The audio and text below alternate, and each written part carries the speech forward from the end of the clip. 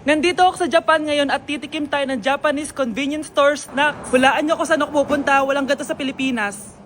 Grabe, the best talaga ang 7-Eleven sa Japan. Parang lahat ata ng gusto mong bilhin nandito na. Sobrang dami! Let's try this Ano kaya to? Mukha siya mochi. So, let's buy.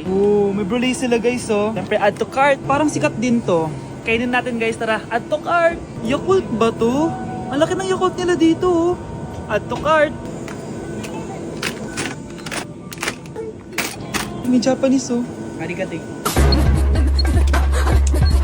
Tikman na natin. Una natin titikman itong pudding.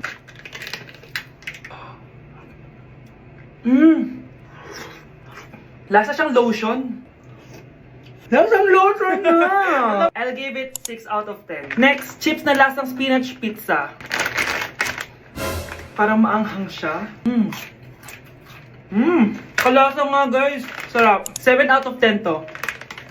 Kamay. Sa mga drinks naman, so first, ito. Alam niyo yung sa Kmart, yung banana na nalagay ko dyan. Ganun yung lasa niya, pero hindi masyadong matamis. So, 7 out of 10. Favorite. Next, ito guys, super cute nito kaya kinuha ko. So, parang siyang mochi. Pero di ko alam kung ito. Wala kasi siyang English subtitle. Ang cute niya! Tapos amoy sabon. Alam mo yung Kojic, ganun. Ganun yung amoy niya. So, ito yung itsura niya. Candy ata to Para kang ngumunguya ng sabon. 3 out of 10 ka lang, be. Okay, next, itong Pringles na lasang chicken barbecue. Ba't may ganun? Amoy na natin. Amoy biryani. Actually, masarap siya. Alam mo yung biryani na chicken, ganun yung lasa niya pero Pringles. 7.5 out of 10 to. Next, itong Jollibee na parang sweet potato. Ano natin? Mukha talaga siyang fries. Ayan. Parang nanak malasahan sa lahat ng mga kinain ko. Masarap siya, pero wala siyang lasa. Go. Yan. 5 out of 10. Hindi ko siya bibilin ulit. Next is yung dessert natin, tong brulee. Brulee? Ayan yung tsura niya guys. And alam ko, binabasag to. Yun Ayan. Ayun Ang tamis masyado. Tamis.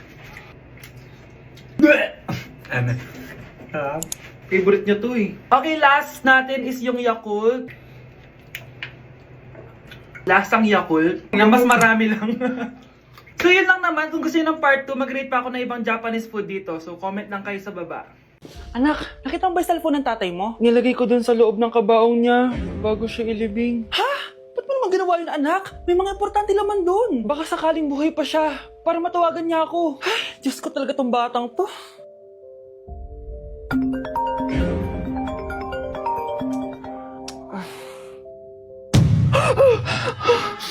Matawag si tatay.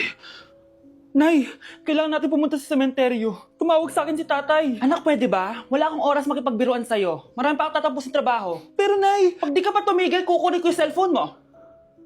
Tay, sumagot ka. Alam kong buhay ka. Sa lahat ng pwede kong makita, ikaw pa talaga. Jessica, tinatawagan ko lang tatay ko. Nababaliw ko na talaga, no? Patay na tatay mo, di ba? Baliw. Hindi, buhay siya. Ito tandaan mo. Kapag hindi ka pa tumigil sa kabaliwan mo, susunod ka na sa tatay mo. Sinabihan akong baliw ni Cheska tapos sinaktan niya ako. Totoo naman, di ba? Nabuhay ka. Anak, nabalitaan mo na ba? Ha? Ang alin, Nay? Patay na si Cheska. Natagpuan siyang walang buhay dyan sa may ilog. Ano? Ay, Diyos ko, kawawang bata. Tay, sumagot ka na please. Ikaw! Ikaw ang pumatay sa anak ko! Ano? Siya nga to ng away sa akin Ikaw ang huli niyang kasama. Tandaan mo to. Isusunod kita sa tatay mo. Tay, hindi ko na alam gagawin ko. Sinisisi ako ng nanay ni Cheska sa pagkamatay ng anak niya. Natatakot ako. Anak, yung nanay ni Cheska. Oh, bakit nay? Pinatay daw. Binitin sa may puno. Ano?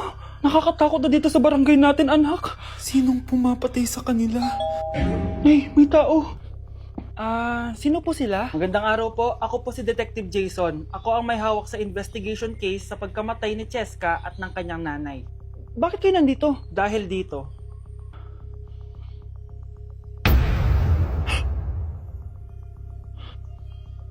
Nay, ikaw pumatay sa kanila? Oo, anak. Narinig ko lahat ng mga sumbong mo sa tatay mo. Cellphone ni tatay. Pinangako ko sa tatay mo bago siya mamatay na poprotektahan kita kahit makapatay man ako ng tao. Sumama ka sa akin, ma'am, para ma-interview ka namin. Tandaan mo to, anak. Kahit nasa kulungan ako, poprotektahan kita. Tumawag ka lang. Cheers! Hindi ko na kaya! Careful! Ay! Wala akong magawa ngayon kaya naman, let's do the spicy noodle challenge! Sabi nila sobrang anghang daw neto. Ano pang gagawin natin? Eh dilutuin na to! Eto na siya! Ilagay na natin yung sauce. Siyempre, ilalagay natin lahat. Guys, legit, kinakabahan ako. Grabe oh, sobrang red ng sauce. Parang sobrang anghang talaga nito. Iba yung kaba ko ngayon, promise. Haluin na natin. Okay, first kain. Basic lang to sa akin, promise.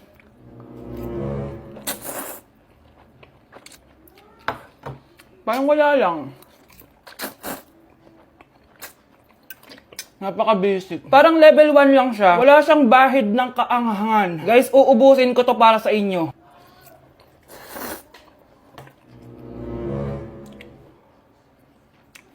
Wala to guys, wala. So, bumili din pala ako na tong... Oh my... Natunaw yung ice cream ko! Di guys, ano lang to? Diba? Wala man. Basic.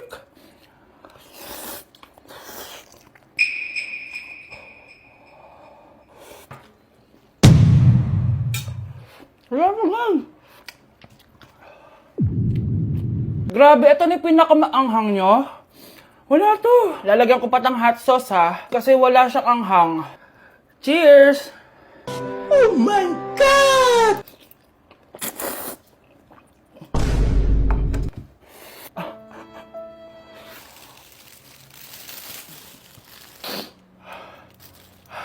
Honey Bunch! Tikman mo to! Ano, basic lang? Yes. Guys, malapit ko na siya maubos! Oh! Hindi ko na kaya! Puntahan natin sa Honey Bunch. Feel ko nagsusuka na siya sa CR! Bunch! Ano? Ano yan? Guys, pingi. sobrang anghang. Oh, careful. Careful. Ay! Wala ka!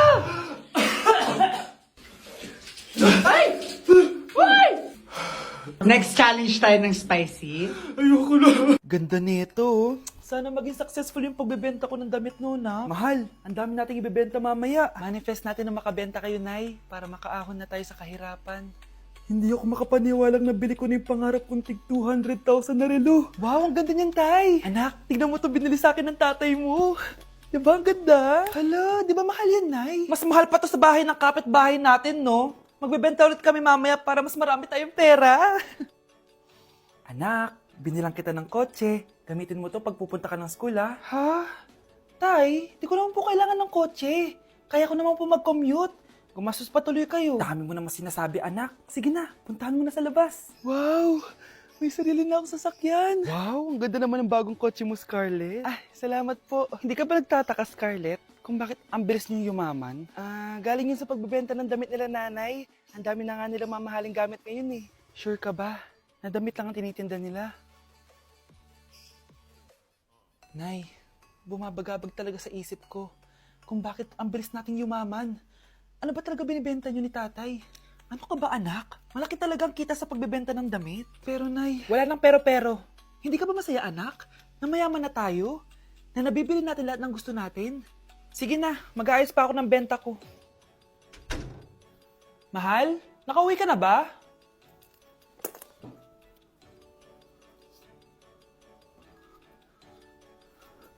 Ano ba talagang laman neto?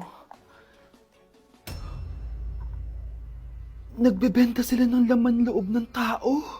Wow, sobrang ganda, mahal. Buti naman nagustuhan mo, mahal. Nga pala, kinuha ko na yung laman loob ng kapitbahay natin. Si Rosa? Malaki pera na naman to. Mahal, hindi dapat malaman ni Scarlett to, ha? Ano yun? Nasaan yung ledger? Nandito lang yung kanina. Ba't mo winala yung ledger, mahal? Nandun lahat ng mga sikreto natin. Sinong tao dyan? Nay, bakit po? Mga sinungaling kayo? Paano niyo nagawa sa akin to, ha? Nay, anong sinasabi mo? Hindi namin maintindihan. Ikaw, Scarlett, sabi mo doktor ka, di ba? Bakit katulong ang trabaho mo sa New York, ha? Nay. Ikaw, Brianna, teacher ka, di ba? Bakit nakita ka nilang nasa bar at sumasayaw-sayaw ka pa? Ikaw, Michael, akala ko may engineer na ako. Ngayon pala, nangi-scam ka lang ng tao! Bakit niyo tinago sa akin to, ha? Nay, hindi kasi ako nakapasa bilang nurse sa New York. Sabi nila, mas magaling kasi talaga si Brianna compare sa akin. Kaya rumakit muna ako bilang katulong para makapag-aral ulit. Oo, Nay! Sumasayaw ako sa bar. Pero di ko binibenta ang katawan ko. Kinilangan ko lang yung pera para makagraduate na ako bilang teacher. Ayoko na kasi manghingi sa iyo eh. Ang baba kasi ng sweldo ng engineer, Nay, kaya humanap ako ng paraan para kumita ng pera.